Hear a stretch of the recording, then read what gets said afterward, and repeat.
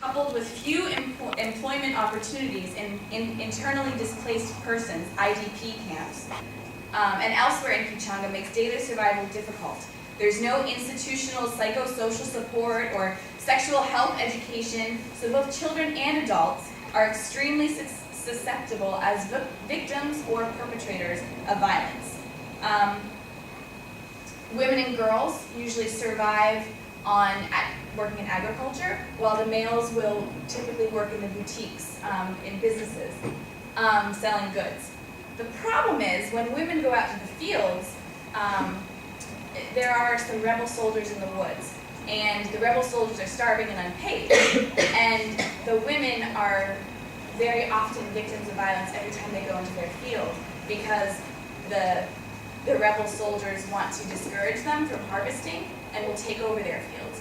I met one woman who had been violated every day for 2 weeks because if she didn't go to the fields, then her family would starve, and she didn't want her daughter to go to the fields. So just that kind of course I went for 2 weeks, and after 2 weeks it was a little hard, but just that that reality is very much still present around the town.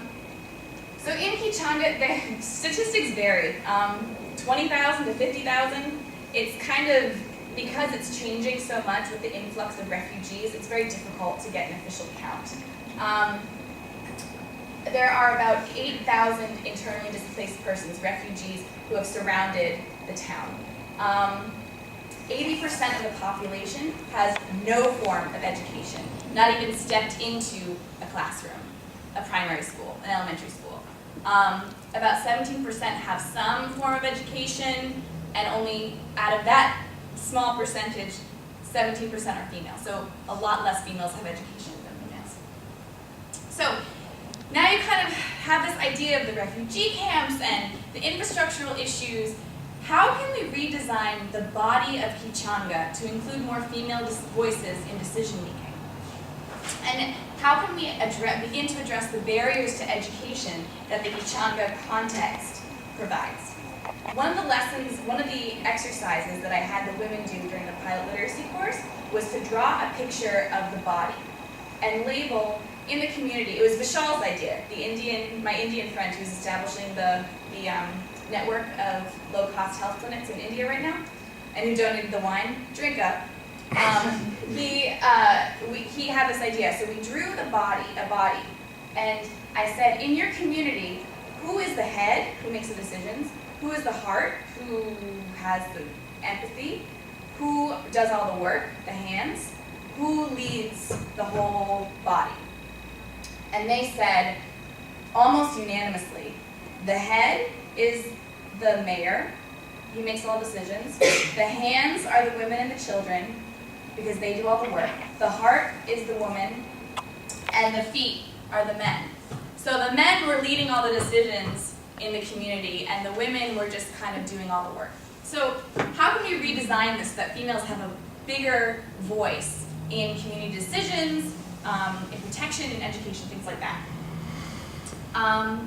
So as I told you before, this is a picture of the mayor of the town, and then some of the women from the town. And he told me, we do not want your doctors to heal us or take your sacks of grain to feed our families. We want you to teach us how to be doctors and how to cultivate so that we can heal and develop ourselves. It's very forward thinking.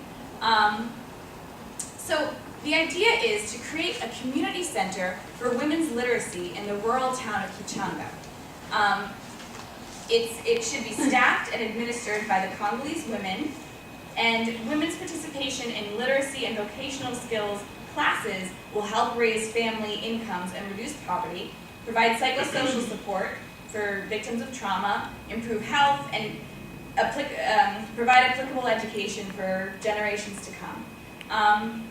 My argument is that I think Mothers United Center, what they have named this school that they want to build, can really build Kichanga back better.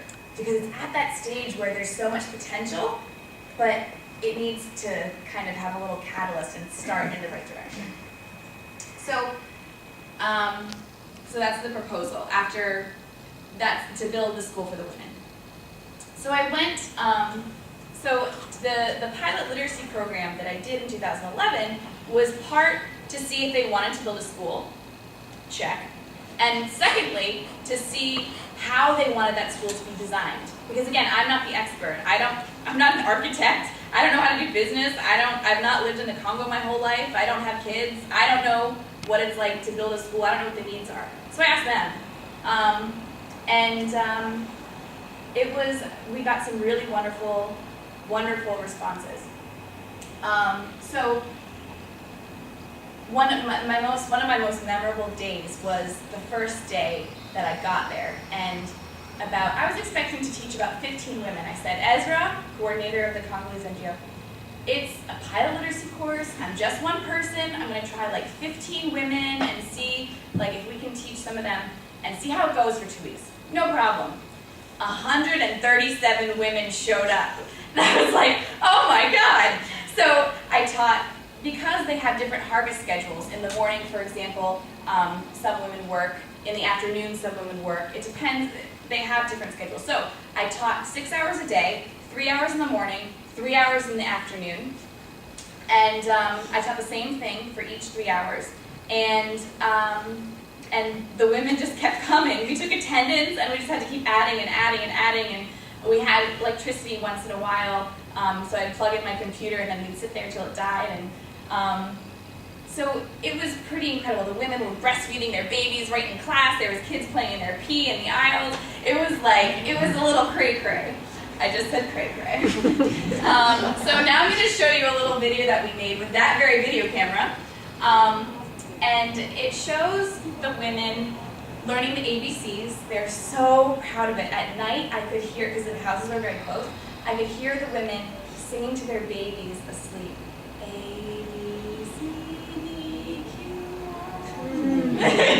It was really cool. So I'm just going to show you this video. It's like a minute or two long.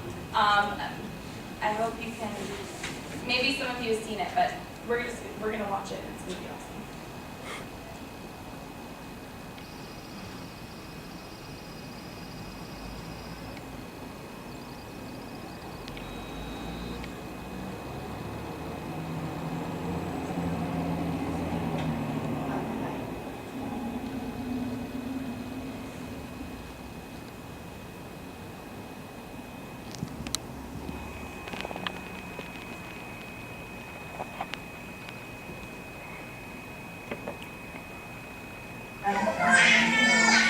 Vous vous mettez là, c'est bien. C'est pas enregistré. Oh oui.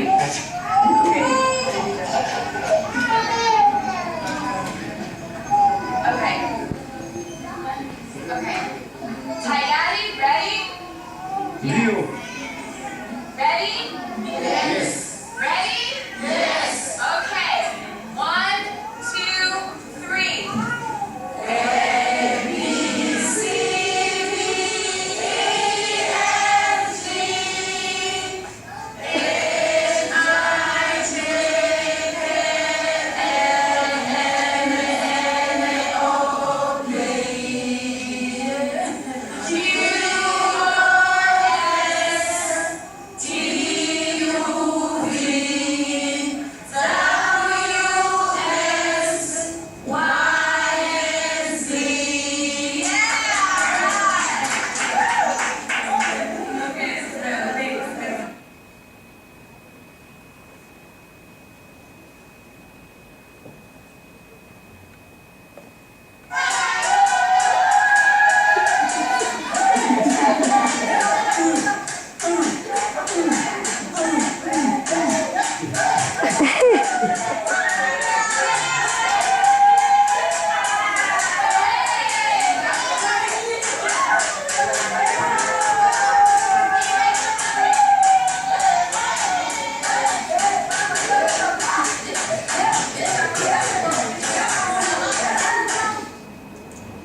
Okay, so even though, that's flattering. Hey guys, what's up?